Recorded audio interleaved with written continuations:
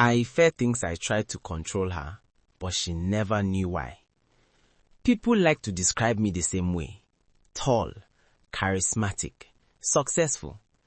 I have heard those words my entire life. To most people, I look like a man who has always had things easy. The good schools, the comfortable upbringing, the foreign degree, the polished career. On the outside, my life looks carefully arranged, like a perfectly staged photograph. But photographs never show what happened before the picture was taken. I grew up in a house where everything looked normal from the outside. My father worked long hours, the kind of man who believed that providing money was the same as providing love. My mother was the opposite, warm, lively, the kind of woman people admired immediately. She was intelligent, independent, and outspoken. Growing up, I adored her. She was the one who attended my school events, the one who encouraged my curiosity, the one who insisted that I would one day become someone important. For a long time, I believed my parents had the perfect marriage. Then one afternoon, when I was 16, everything collapsed. It started with shouting. The shouting that makes your chest tighten because you know something terrible is happening but you cannot see it yet. My father's voice carried through the house. My mother was crying. Then something crashed against the wall. I walked toward their bedroom door and froze when I heard the words my father screamed. "So this is the man you've been seeing." Silence followed. The kind of silence that changes a boy forever. Later that night, I learned the truth. My mother had been having an affair. For years. The woman I had admired, trusted, and defended all my life suddenly became someone I no longer understood. The house changed after that. My father grew colder. My mother grew quieter. They stayed together, but something inside the marriage had died. I could see it every day. That was the first time I learned something dangerous. Love could look perfect and still hide betrayal. I carried that lesson with me into adulthood, even though I pretended I didn't. Years later, I left Nigeria to study in the United States. Those years were supposed to be the happiest time of my life. Prestigious university, ambitious classmates, endless opportunities. But relationships always felt difficult. Whenever a woman seemed independent or confident, something inside me tightened. I couldn't explain it then. All I knew was that part of me never fully trusted happiness.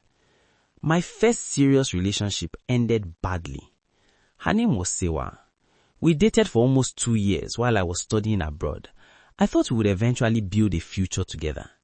One evening, a friend showed me a photo online. Sewa was at a party with another man, the kind of closeness that didn't need explanation. When I confronted her, she didn't even deny it. She said, "I didn't think you would find out." Those words stayed with me long after the relationship ended.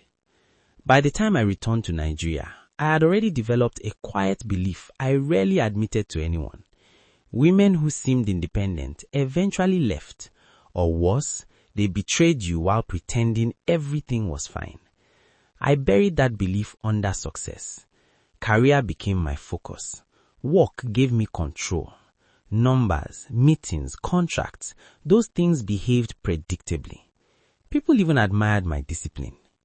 Then I met Aife. We met at a corporate networking event in Lagos. She stood across the room, speaking confidently with a group of executives. Her voice carried authority, but there was warmth in the way she spoke. I watched her longer than I intended. Eventually, I introduced myself. Our conversation flowed easily. She was sharp, thoughtful, and surprisingly funny. That night, I realized something unsettling. I liked her immediately. Over the next few months, we spent more time together. Dinner dates turned to weekend trips.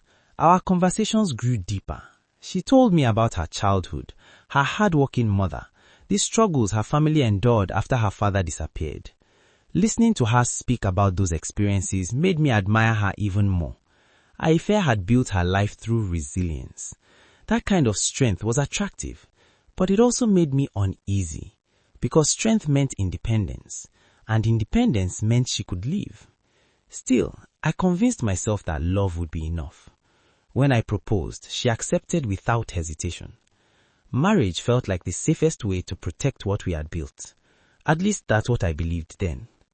The first months of marriage were peaceful, but small things started to bother me.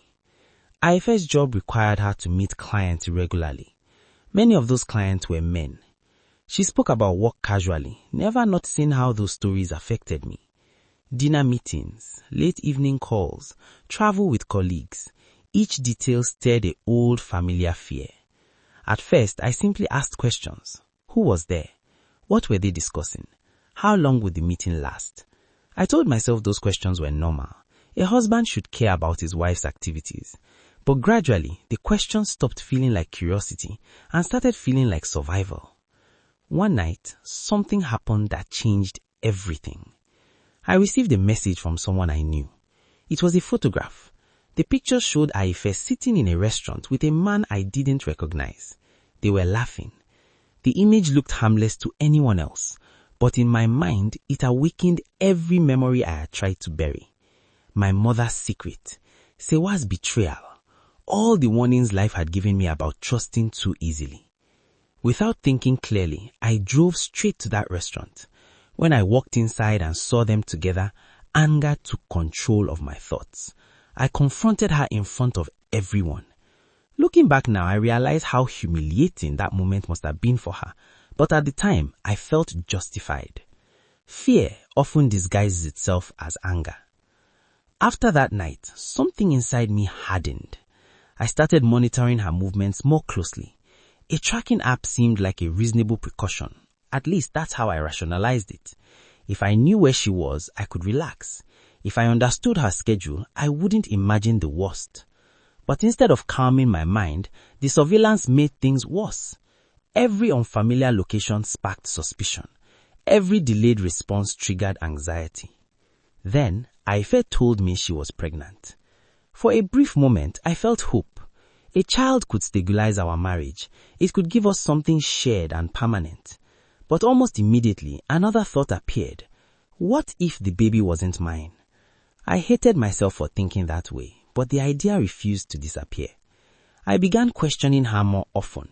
She looked hot, confused, even offended. Yet the doubt remained. When my mother heard about the pregnancy, she echoed my fears. She had never fully trusted Aife's career environment. Her involvement escalated the situation. Soon, there were conversations about DNA tests. Those discussions placed enormous pressure on Aife. At the time, I underestimated how deeply those accusations wounded her. Then, the miscarriage happened. Standing in the hospital hallway after hearing the doctor's words felt like watching a bridge collapse beneath my feet. The child we might have raised together was gone, and somehow the distance between us grew even wider. After that loss, Aife became quieter. She stopped sharing details about work. Her laughter faded. Part of me noticed the change, yet another part remained trapped inside the same fears that had shaped my behavior for years. One evening, she finally spoke openly. She explained that the marriage felt suffocating. That word struck me like a slap. Suffocating. All I had wanted was reassurance. Instead, she experienced my actions as imprisonment. When she mentioned divorce, panic surged through me. Losing her meant confirming every fear I had carried since childhood. So I said something desperate. If she left, I would end my life. At the time, it seemed like the only way to stop the situation from collapsing completely. Fear can push people into extreme statements they later regret. I first stayed for a while after that conversation, but the tension between us remained. Eventually, she packed her things and left. The silence in the house afterwards was overwhelming. Rooms that once felt comfortable suddenly felt enormous. My thoughts spiraled in dangerous directions. At my lowest moment, I believed life had lost its meaning. Family members intervened before things became irreversible. Therapy was not something I had ever considered before. In my mind, successful men handled their problems privately. Yet, sitting across from a therapist forced me to confront uncomfortable truth, the controlling behavior, the constant suspicion, the unresolved wounds from my past. Understanding those patterns did not erase the damage I had caused. Aife had already endured too much. Months later, I called her again. By then, therapy had begun to change my perspective. I apologized. I explained the work I was doing to understand myself better. Then, I asked if she would consider returning. Her answer was calm and steady. She wished me well, but she would not come back. Hearing that response hurt, yet I understood it. Some wounds do not heal simply because the person who caused them finally recognizes their mistakes. If there is one thing I have learned through this process, it is this. Love cannot survive where fear controls everything. And sometimes the hardest lesson a man must face is realizing that the person he tried so desperately to keep needed to leave to save herself.